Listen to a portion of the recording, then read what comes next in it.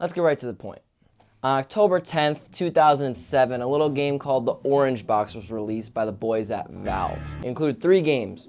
Well, kind of 5. Half-Life 2 and its 2 episodes, so that kind of makes up 3 games. Okay. Team Fortress 2. Alright. And a new little game called Portal. That's the best one.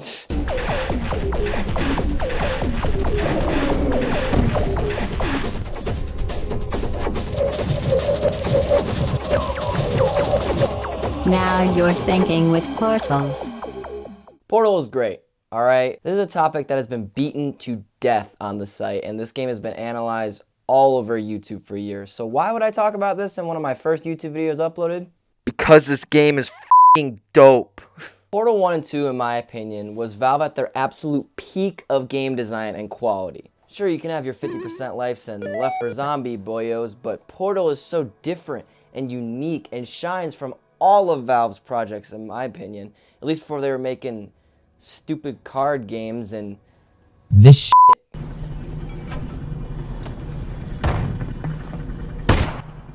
So what is Portal, Austin? What the f*** are you talking about? Thank you for asking, my lad. I will gladly tell you. Portal is an expertly crafted first-person puzzle experience that gets all its quality from 1, an incredible concept that is simple to understand but super freaking cool to see executed. B, awesome puzzles that are fun to solve because of great gameplay controls and amazing level design. And 3, making the player feel like a damn genius. I'm gonna break this down for you point by point as to why Portal is so f***ing amazing of a game and is still a masterpiece even in 2020.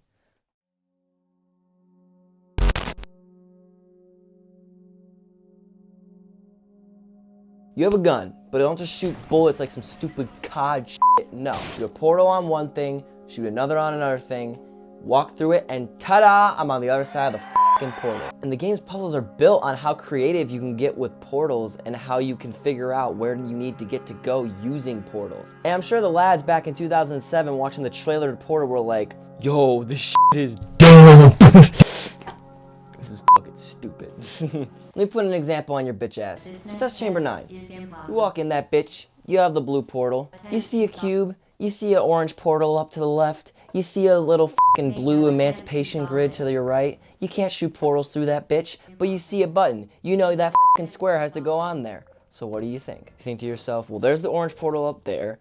Let me shoot a portal and go up there. Oh, I see a little square. You're supposed to shoot a portal through that fucking square to get on the other side. But I've seen this fucking test chamber done in like 30 different ways. That's why I think this game is so amazing, because it keeps expanding. In a way, it's testing you and seeing how creative you can get to solve each challenge. Just like the game's story says how you're a test subject at Aperture, where they're testing you to see how creative you can get with the portal gun. But we'll get to that story shit later. Okay.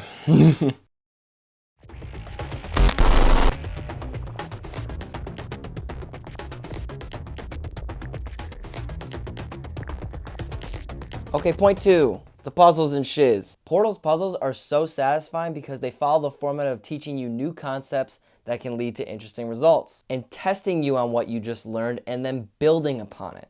And after you apply all of what you learned, and probably stood around for a couple minutes not knowing what to do, you f***ing idiot. You apply everything you're taught, and then you figure it out. Let me put some more examples on your bitch ass. You walk into a room, you see it bouncing whatever that ball was from the ending of Phantom Menace that's going up and down. At this point, you don't have both portals, by the way. You assess the situation, and you're like, okay, so that little square is down, and it needs to be up for me to leave this room. So there's an orange portal here, and I know the gun I have in my stupid f***ing hands shoots blue ones, and they connect, so what if I shoot it here to maybe make the ball go in here, and boom, you did it. Here's a Tootsie Pop. I really liked Tootsie Pops when I was a little kid. I still do. I'm not like, I'm still a f***ing little child. This is the game showing you everything you need to know. Now the question is, do you know how to know it? That doesn't sound... And when you do know how to know it, why am I... You get this wave of adrenaline and dopamine like, I did that! I f***ing did it! I'm so fucking smart, dude. What really amplifies this feeling throughout the game for me, especially for me, is that Portal's difficulty curve is pretty much perfectly crafted. I'm serious, never once do I feel that this game throws the player into a situation for which they were unprepared to tackle. Like a stupid fucking mill tank, Whitney.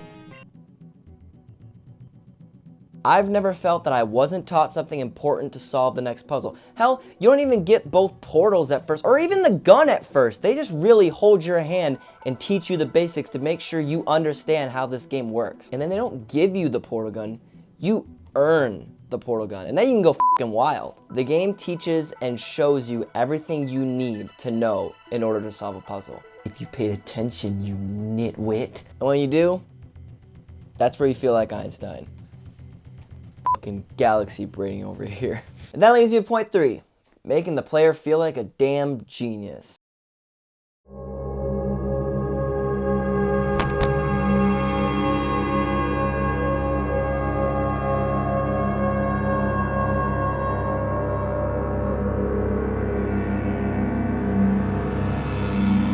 I feel that puzzle games rely on this fuzzy feeling you get inside when... That didn't sound right. They rely on this fuzzy feeling of reward that you get whenever you solve something in the puzzle game. The sound you hear in Zelda that makes you feel so fucking satisfied with what you just did, you little elf boy. Or when you collect a whole cube in Fez and that little lad jumps up in happiness. He's so cute.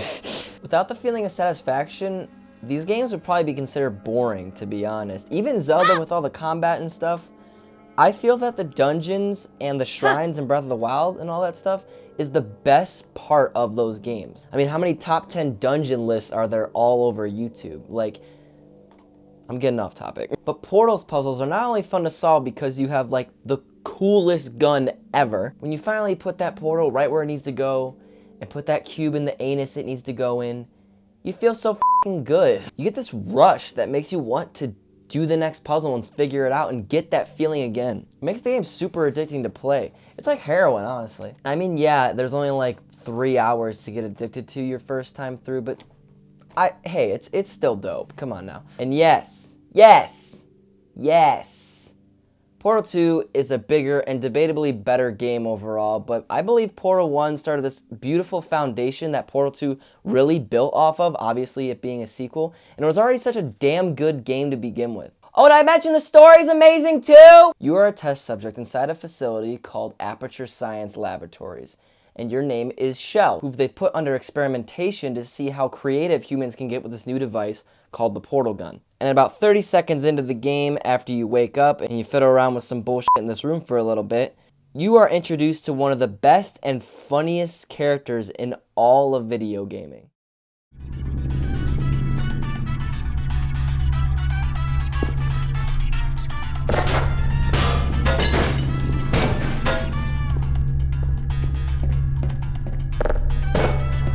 Hello, and again, welcome to the Aperture Science Computer-Aided Immersion Center. We hope your brief detention in the relaxation block has been a pleasant one. Your specimen has been processed, and we are now ready to begin the test proper. Before we start, however, keep in mind that although fun... This is GLaDOS. She is the voice of this game.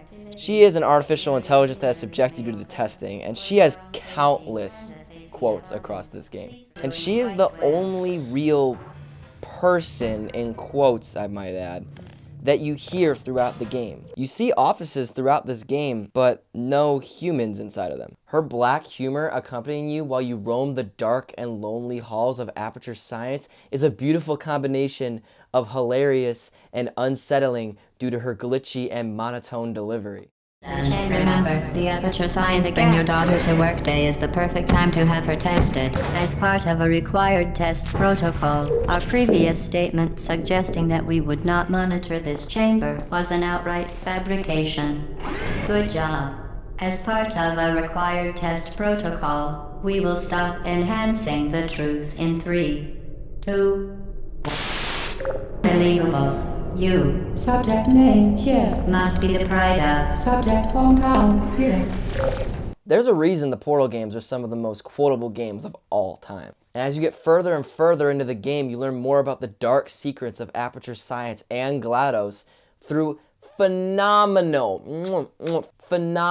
environmental storytelling. Honestly, Portal is one of the best examples of environmental storytelling in a game that I have ever seen. I think I have a thing for this kind of storytelling in video games because I think that's why I enjoyed BioShock and Dark Souls so much, because they just have little notes and details sprinkled throughout the world that I just find myself getting lost in them for hours on end. And Portal's environmental clues and storytelling is really what makes its story feel way more deep and bigger in scope than it really is. The lore of these two Portal games is fucking amazing. Like, it's sublime and way deep enough for anyone to sink their teeth into. And I get lost in it so easy. I mean, there's a comic book even. And I won't spoil anything here, but the second half of this game is a crazy turn that elevates its story and legacy. And it still gives me goosebumps to this day, even going back and playing it or even thinking about it. This game is also one of the most immersive experiences I've ever had with a video game or any medium, I think. Firstly, as I mentioned before, you play as Shell, but you never speak and only see her when you see yourself through portals or something.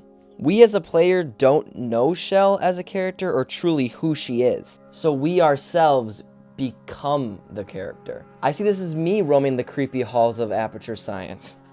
And of course, accompanied by the beautiful and wonderfully chilling score by Mike Muraski.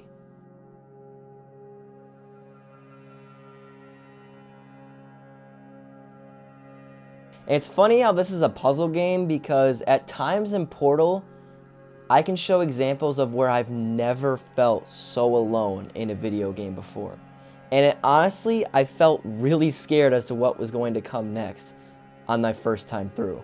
All these factors culminated in me not taking a single eye off of the screen my whole way through, and the barrier between game and player breaking down and completely immersing me into a 2-hour experience. It seems like shorter games immerse me more than any other kind of game, like fucking Inside, fucking Journey, Portal. Like, it's really a weird thing. And I think that might be why I hold this first game so near and dear to my heart. And all the other awesome little moments, things like falling infinitely through portals, the sentries, the companion cube. Oh my God, this thing is an icon, and that level is one of the biggest highlights of the game. I go on and on like this for hours about this first Portal game. It's just the best of Valve, I believe. Bringing a group of college students that made a game called Narbacular Drop from Nuclear Monkey Software, which stunned Gabe Newell and his lads so much that he hired them on the spot, which would eventually develop into the 10 people that made this instant classic. Now you may be saying, hey, you dumb bitch, once you beat it the first time, you already know how to solve all the puzzles. There's no replay value to this game, or the second game. There's no replay value. You're a stupid idiot. While I don't disagree with your point, yes, once you beat the game the first time, you do know how to do all the puzzles, and it does become a lot easier, whereas a first playthrough may be around 3 to 4 hours. A second playthrough will probably be around 2 to 1. And I agree that may diminish the replay value for some. But for me, the immersion, the story like I talked before, the environmental storytelling, the music, the charm of this game is so f***ing charming. With its cute little voices and GLaDOS, I just feel that this is an experience for me that is always worth going back to. I played it first on the Xbox 360, and I played it around 4 times after I beat it that first time. And recently, I've gone through the PC version around twice, which definitely is the definitive version of the game. But my point is, there is enough here going on that keeps me coming back to it. Much like Wind Waker, or Majora's Mask, or Fez. Sure, I already know how to solve most of the puzzles, but the other little pieces of the pie that make up this game keep me coming back. This game is just perfect to me, okay? It's a masterpiece. I literally can't really find any problems with it in my heart. Download it on Steam, or play it on your Xbox or something with the Still Alive remake. By the way, that's one of the best titles for a remake ever. If you've played the game, you know why. It's just amazing, okay? It's a wonderful game and my definition of a must-play. If you haven't played it, shame on you. So go do it. And then play the sequel. I miss the old Valve, man. But hey, thank you for watching my video. I know that this was a long-term video, so if you stuck it out to the end, thank you. This isn't scripted. I just really wanted to express my thanks to you. If you enjoyed this, I'm planning to make many more videos just like this one, whether it be on films or video games. That's really what I'm going to be sticking to with this commentary stuff. Subscribe if you want to see that. If that sounds good to you, please subscribe. Comment any feedback, good or bad. I would appreciate all of it. I would love feedback on this, telling me what I could do different. And just thank you. Have a great rest of your week. Bye.